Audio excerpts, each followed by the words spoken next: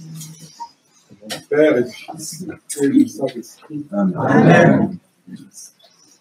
Alors, la parabole d'aujourd'hui ne nous pose pas de grandes difficultés pour comprendre de quoi il s'agit, hein, bien sûr. Le Maître, le Seigneur qui donne un grand banquet, c'est Dieu, c'est le Christ.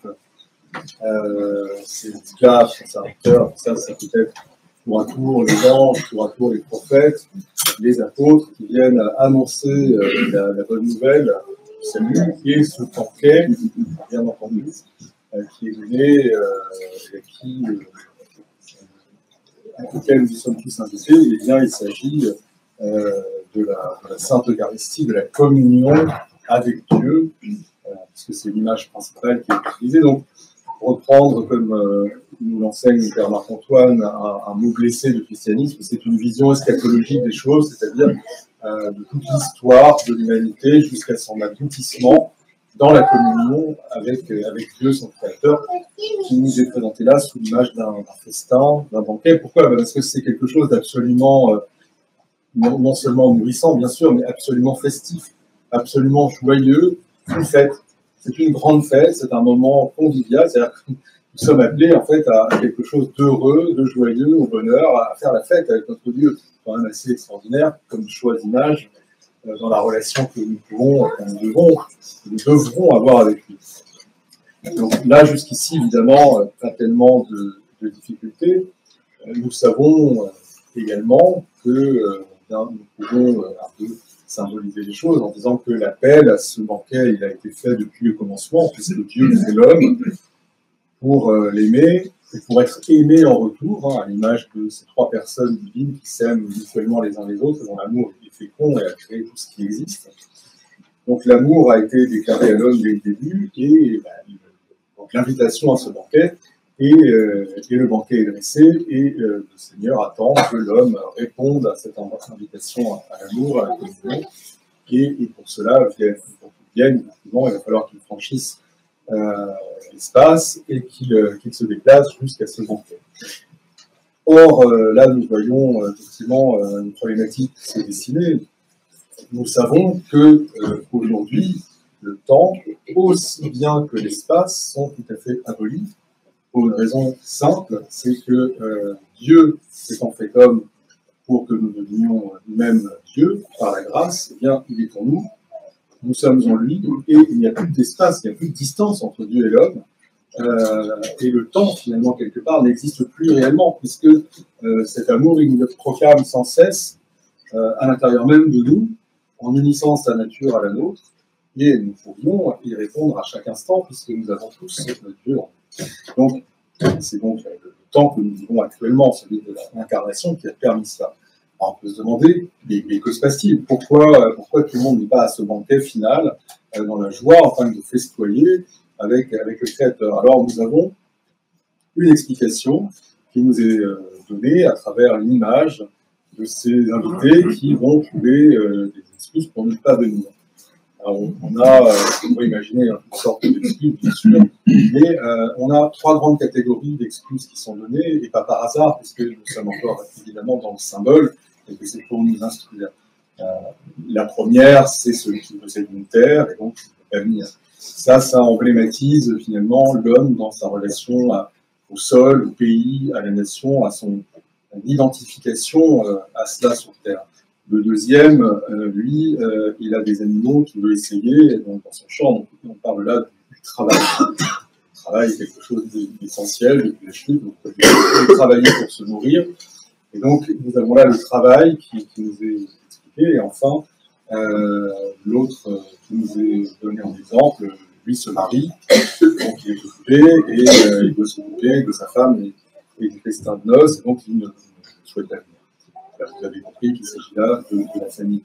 Donc, nous avons ces différents échelons de la vie humaine, sociale, personnelle, du travail qui nous sont donnés en excuses pour ne pas venir au banquet. Finalement, ce ne sont pas des excuses bidons. La personne ne va pas juste aller s'amuser, faire autre chose. On est quand même dans l'essentiel de la vie courante, et donc on pourrait considérer ces excuses comme valables. En tout cas, c'est ce qu'ils pensent eux.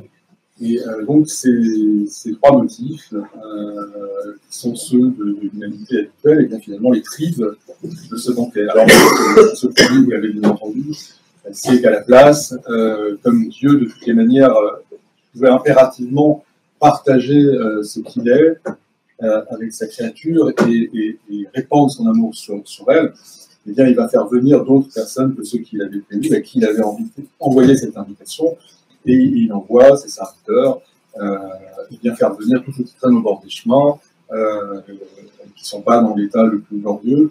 Alors ça d'ailleurs, vous avez tous compris, je crois, de qui il s'agit, hein, les boiteux, les mendiants, ceux qui sont au bord de la route, un peu sur le bord, c'est nous. C'est de nous qu'il s'agit. Bon, voilà. Donc ça nous replace aussi, c'est bien, dans ce que nous sommes vraiment face à Dieu. Nous n'avons pas été ceux qui étaient forcément instruits et prévus au début des temps pour connaître la révélation, accueillir et répondre à cela. Nous, on nous a, par chance, parce que les précédents n'ont pas répondu, on nous a tiré, poussé, conduit à la fête, sans savoir où nous allions, et c'est heureux, et c'est très bien. Donc ça nous pose là. Alors, vous voyez, on pourrait résumer un petit peu les choses par le fait que l'humanité occupée, l'humanité fascinée, complètement dominée par la vie matérielle, eh bien, ne voit pas, ne peut pas se répondre à l'invitation à la communion de Dieu. Alors ça porte évidemment un nom, non, être fasciné par autre chose que l'amour de Dieu, être occupé à quelque chose qui nous éloigne de Dieu, c'est ce qu'on appelle le péché. Ça n'a pas d'autre définition. Le péché n'a rien à voir avec un certain type d'action que l'on va commettre. Le péché, c'est tout ce qui va nous éloigner de Dieu, tout ce que l'on va mettre à la place et par-dessus, tout ce à quoi on va donner priorité par rapport à l'amour de Dieu, par rapport à son intérêt. Et quelle que soit d'ailleurs la chose que l'on va mettre, y compris des choses tout à fait légitimes, comme la nation, comme le travail, comme la famille et les proches. Vous voyez, ça, c'est l'image qu'on peut avoir. Et donc, nous l'entendons bien, ça, c'est pas juste une prise que nous avons un peu psychologique ou intellectuelle avec le monde de la matière dans lequel on est. C'est pas ça. Hein.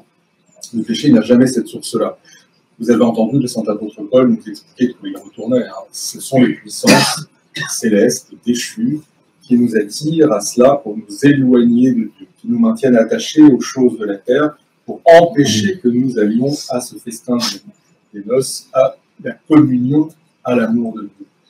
Et nous avons la chance d'entendre quand même aussi un peu la méthodologie pour se défaire des choses, et bien pour se défaire du vieil homme, c'est-à-dire l'homme attaché à la matière, l'homme de la chute, Adam, eh bien nous avons juste à nous dépouiller de tout ce qui nous maintient attachés à ces choses de la vie quotidienne, et pas seulement de ces choses-là, mais un petit peu des attitudes qui vont avec.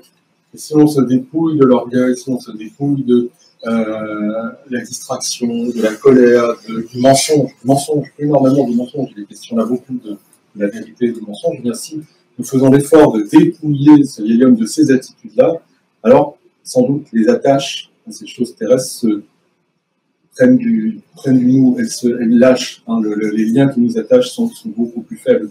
Et nous pouvons nous tourner vers Dieu et voir cette invitation et nous y rendre. Et nous nous aidons mutuellement pour cela, en nous disant la vérité, en célébrant, en concélébrant ensemble. C'est encore une fois ce que nous martèle l'apôtre à travers les épîtres de tout ce temps de l'Avent. Vous voyez, c'est particulièrement intéressant d'entendre la méthode. Alors,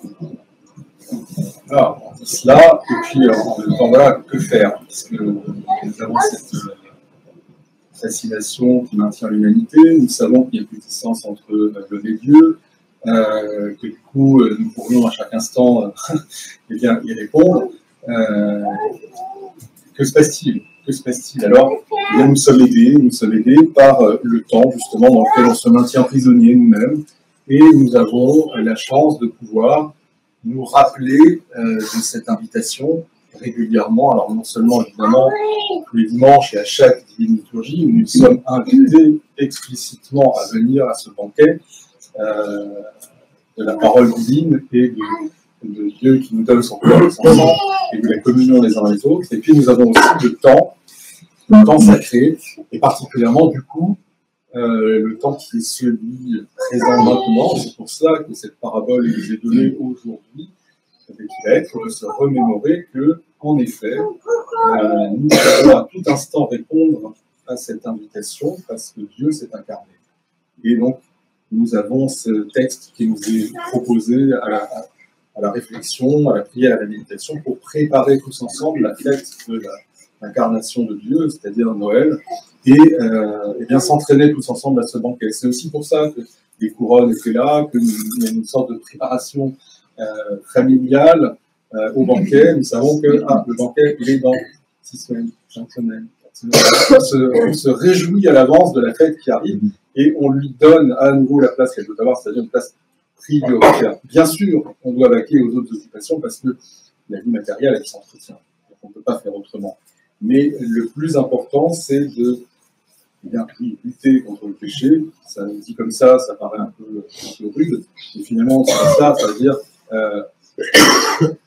nous détacher de ce qui nous retient de prioriser la communion avec Dieu. C'est ça le but du temps que l'Église nous donne et de cette préparation graduelle qui va être de plus en plus intense. On va recevoir des noms divins la semaine d'avant. On va vraiment rentrer. Voilà. Ayons à l'esprit que notre orientation, c'est un des mots pro-orient qui est dans notre tradition d'Azon, cette orientation, nous réorientons vers le Christ et la communion à lui, la réponse à son appel, c'est ce qui est le plus important.